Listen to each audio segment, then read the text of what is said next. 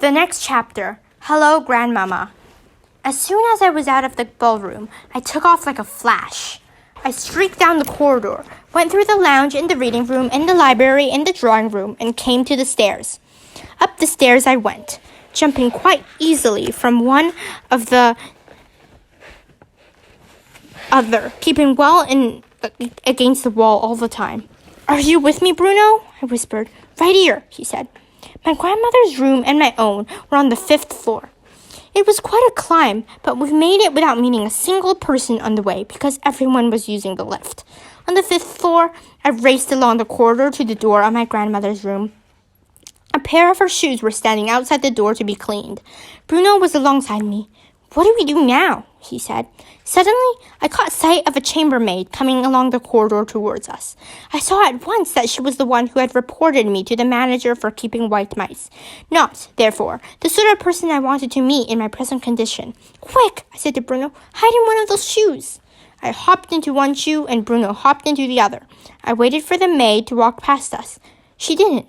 When she came to the shoes, she bent down and picked them up. In doing this, she put her hand right inside the one I was hiding in. When one of her fingers touched mine, I bit it. It was a silly thing to do. I did it instinctively, without thinking. The maid let out a scream that must have been heard by ships far out in the English Channel, and she dropped the shoes and ran like the wind down the corridor. My grandmother's door opened.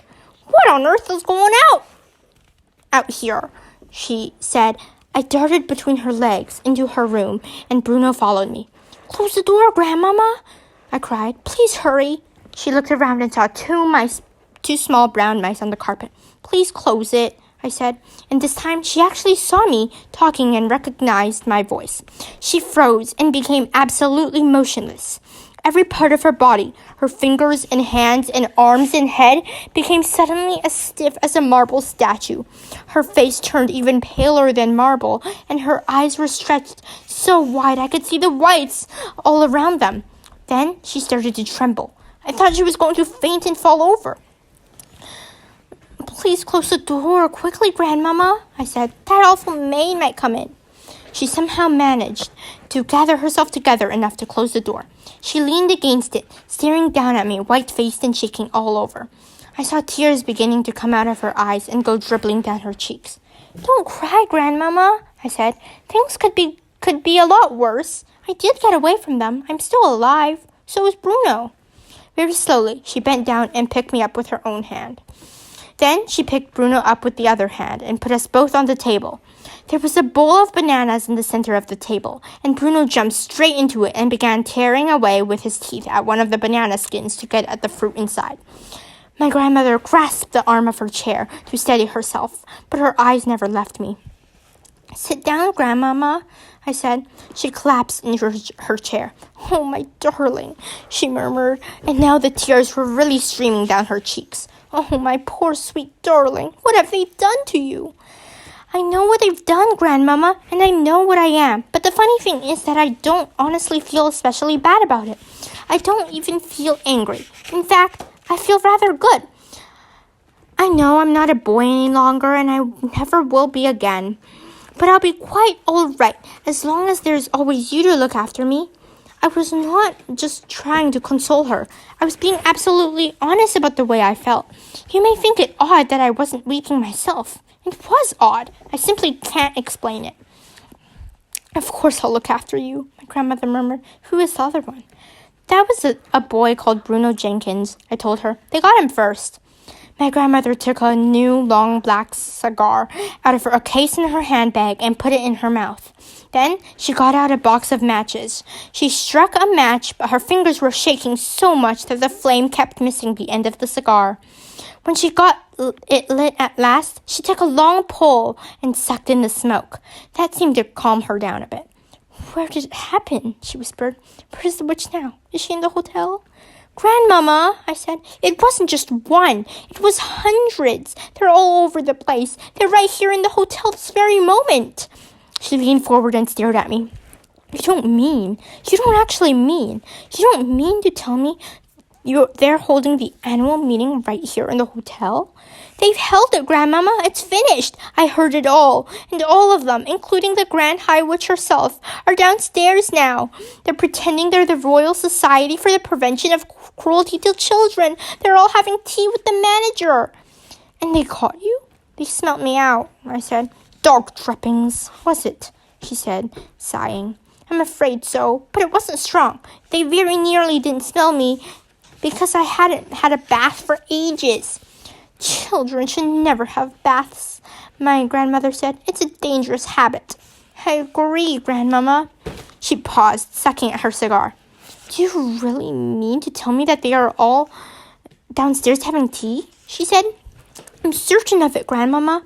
There was another pause. I could see the old glint of excitement slowly coming back into my grandmother's eyes, and all of a sudden, she sat up very straight in her chair and said sharply, Tell me everything, right from the beginning, and please hurry. I took a deep breath and began to talk. I told about going to the ballroom and hiding behind the screen to do my mouse training. I told about the notice saying Royal Society for the Prevention of Cruelty to Children. I told her all about the woman coming in and sitting down and about the small woman who appeared on the stage and took off her mask. But when it came to describing what her face looked like underneath the mask, I simply couldn't find the right words. It was horrible, Grandmamma, I said. Oh, it was so horrible. It was like something that was going rotten. Go on, my grandmother said. Don't stop. Then I told her about the others taking off their wigs and their gloves and their shoes, and how I saw before me a sea of bald, pimply heads, and how the woman's fingers had little claws, and how their feet had no toes. My grandmother had come forward now in her armchair, so that she was sitting right on the edge of it. Both her hands were cupped over the gold knobs of the stick that she always used when walking, and she was staring at me with eyes as bright as 2 stars. Then I told her how the Grand High Witch had shot out the fiery white-hot sparks, and how that they had turned one of the other witches into a puff of smoke. I've heard about that, my grandmother cried out excitedly, but I never quite believed it. You are the first non-witch ever to see it happening. It is the Grand High Witch's most famous punishment. It is known as getting fried, and all the other witches are petrified of having it done to them. I am told that the Grand High Witch makes it a rule to fry at least one witch at each annual meeting. She does it in order to keep the rest of them on their toes. But they don't have toes, Grandmamma. I know they don't, my darling, but please go on. So then I told my grandmother about the delayed action mouse maker, and when I came to the bit about turning all the children of England into mice, she actually leapt out of her chair shouting, I knew it! I knew they were brewing up something tremendous! We've got to stop them, I said. She turned and stared at me. You can't stop witches, she said. Just look at the power that terrible Grand High Witch has in her eyes alone. She could kill any of us at any time with those white-hot sparks of hers. You saw it yourself. Even so, Grandmamma, we've still got to stop her from turning all the children of England into mice. You haven't quite finished, she said. Tell me about Bruno. How did they get him? So I described how Bruno Jenkins had come in and how I had actually seen him with my own eyes being shrunk into a mouse.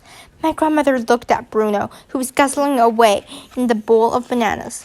Does he ever stop eating? She asked. Never, I said. Can you explain something to me, Grandmamma? I'll try, she said. She reached out and lifted me off the table and put me on her lap. Very gently, she began stroking the soft fur along my back. It felt nice. What is it you want to ask me, my darling? She said. The thing I don't understand, I said, is how Bruno and I are still able to talk and think just as we did before. It's quite simple, my grandmother said. All they've done is to shrink you and give you 4 legs and a furry coat, but they haven't been able to change you in a 100% mouse. You're still yourself in everything except your appearance. You've still got your own mind and your own brain and your own voice, and thank goodness for that. So I'm not really an ordinary mouse at all, I said. I'm a sort of mouse person. Quite right, she said. You are a human in mouse's clothing. You are very special. We sat there in silence for a few moments while my grandmother went on stroking me very gently with one finger and puffing her cigar with the other hand. The only sound in the room was made by Bruno as he attacked the bananas in the bowl. But I wasn't doing nothing as I lay there on her lap. I was thinking about like mad.